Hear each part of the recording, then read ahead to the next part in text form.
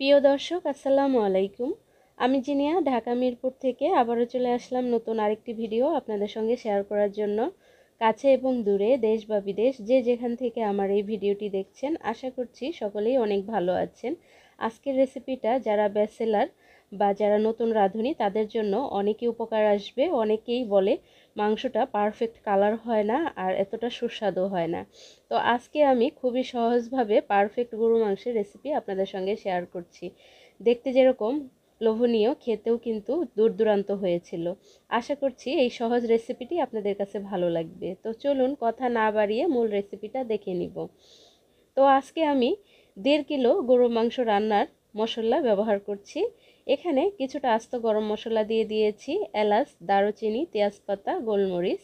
এখানে আমি এলাচগুলোকে একটু থেতো করে দিয়েছি যাতে করে এলাচের সুগন্ধটা খুব সহজে বের হয়ে আসে।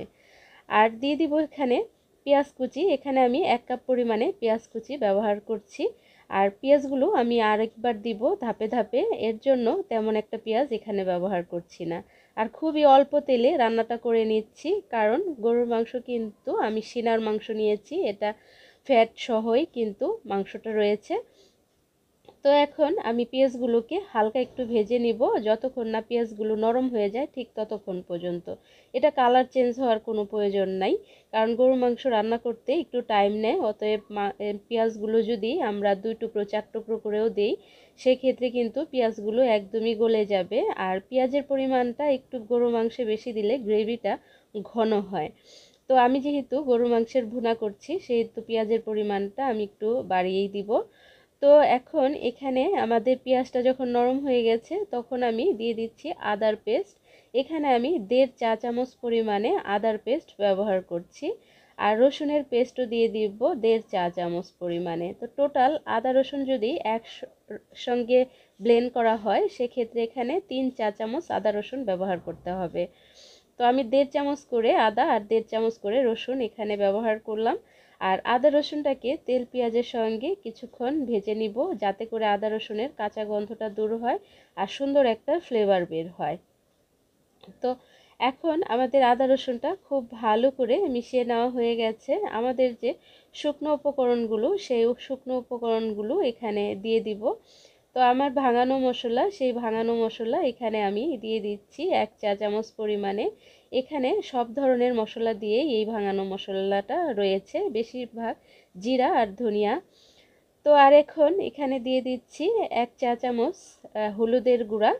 আর গরুর মাংসে কিন্তু কালারটা সুন্দর হয় হলুদের গুঁড়া একটু কম আর মরিচের গুঁড়া একটু বেশি দেওয়ার কারণে। তো আমি এখানে 1.5 চা চামচ পরিমাণে লাল মরিচের গুঁড়া ব্যবহার করছি। আপনারা আপনাদের স্বাদ অনুযায়ী মশলাটা ব্যবহার করে নেবেন। আর এই সবগুলো মশলাই কিন্তু আমি নিজে প্রসেসিং করে ভাঙিয়ে নিই, এর জন্য আমার রান্নার কালার এতটা সুন্দর আর পারফেক্ট হয়। তো আমার এক ইউটিউব ফ্রেন্ড বলেছে যে আপু, আপনার রান্নার কালার এত সুন্দর হয় কি করে? তো সব ধরনের মশলাই আমি নিজে হাতে প্রসেসিং করে ভাঙিয়ে তারপর রান্নায় ব্যবহার করি, এর জন্য আমার রান্নার সব মশলারই এত সুন্দর কালার হয়। তো এখন মশলাটাকে খুব ভালো করে আমার ভুনে নিতে হবে। আর এখন দিয়ে দিব শাহি গরম মশলা এখানে। তো আমি দুইবারে দিয়ে দিলাম 1 চা চামচ পরিমাণে এখানে শাহি গরম মশলা ব্যবহার করছি। আমি যেহেতু আস্ত গরম মশলা খুব কম ব্যবহার করেছি, যেহেতু আমরা গরম মশলাটা ব্যবহার করব শাহি গরম মশলা, এর জন্য আস্ত মশলাটা খুবই কম ব্যবহার করেছি।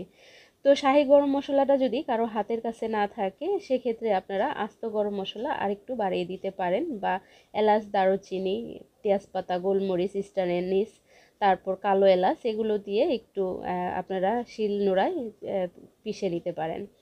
তো এখন মশলাটাকে খুব ভালো করে ভুনে নেওয়া হয়ে গেছে, আর এই যে মশলার থেকে কিন্তু আমাদের তেলটাও ছেড়ে আসছে। এখন আমাদের আগের থেকে ধুয়ে কেটে মাংসটাকে পানি ঝরিয়ে রেখেছি। আর এই পানিটা ঝরে গেলেও এই মাংসটার থেকে কিন্তু অনেকটাই পানি উঠে আসে, যেহেতু আমরা গরুর মাংস কিন্তু পানি দিয়ে ধুয়ে উঠিয়ে রাখবো সব সময়। আর মাংসের পানি দিয়ে যদি আমরা মাংসটা রান্না করি, এটার কিন্তু স্বাদ, ঘ্রাণ অনেক ভালো হয়। আর এক্সট্রা পানি দিয়ে রান্না করার ক্ষেত্রে অনেক সময় আমরা যে গরুর মাংসটা অনেক দিন ফ্রিজে থাকে, সেক্ষেত্রে ওই মাংসটা রান্না করলে কিন্তু পানির প্রয়োজন হয়। আর আমরা যখন একদমই দোকান থেকে কিনে এনে সঙ্গে সঙ্গে রান্না করব, তখন কিন্তু এই মাংসটার ভিতরে পানি দেওয়ার কোনো প্রয়োজনই হয় না। আর পানি ছাড়া গরুর মাংসটা কিন্তু অসাধারণ হয় খেতে, ভিতরটা যেরকম জুসি হয় আর কালারটাও কিন্তু সেই রকম হয়। আর ঘ্রাণটা তো জাস্ট ওয়াও একটা ঘ্রাণ, যত গরম মশলাই দেন না কেন, টাটকা একটা গরুর মাংসের ঘ্রাণই কিন্তু অন্যরকম হয়। তো যাই হোক, এখন আমাদের যে আরও 1 কাপ পরিমাণে পেঁয়াজ কুচি, সেইটাও আমি দিয়ে দিচ্ছি। আর এই পেঁয়াজ কুচিগুলি এখন আমি দিয়ে এটাকে কিন্তু কোনো রকম নাড়াচাড়া করব না। আর মাংসটাকে রান্না করে নেওয়ার জন্য আমি এখনই এখানে কিছুটা 1 কাপ পরিমাণে দুধ ব্যবহার করছি। আমি পরবর্তীতে কোনো রকম পানি বা দুধ কোনো কিছুই আর ইউজ করব না। এখান থেকে যে পানিটা উঠে আসবে, সেই পানিটা আর এই দুধটা দিয়েই এই মাংসটা খুব সুন্দরভাবে কুক হয়ে যাবে আর রান্নাও হয়ে যাবে। এতে করে মাংসগুলো দেখতেও ভালো লাগবে আর ভিতর থেকে একদম জুসি আর সফট হয়ে যাবে। তো এখন আমি এখানে স্বাদ অনুযায়ী লবণ দিয়ে দিচ্ছি। আমি 5 মিনিট এটাকে ঢাকনা দিয়ে ঢেকে রেখেছিলাম, আর খুব ভালো করে যখন বলক চলে আসছে, তখন এটাকে ঢাকনা সরিয়ে লবণ দিয়ে এখন খুব ভালো করে নেড়ে চেড়ে দিচ্ছি। নেড়ে চেড়ে আমি এটাকে আবারও ঢেকে দিব প্রায় 10 থেকে 15 মিনিটের জন্য। তো 10 থেকে 15 মিনিট পর আমি আবারও ফিরে আসছি। তো 15 মিনিট পর আমাদের কিন্তু অনেকটাই পানি উঠে আসছে। আর এই যে দেখেন, মাংসগুলো কিন্তু একদম কালার চেঞ্জ হয়ে আসছে।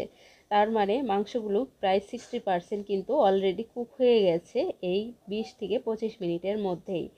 তো এখন আমি এখানে দিয়ে দিচ্ছি কিছুটা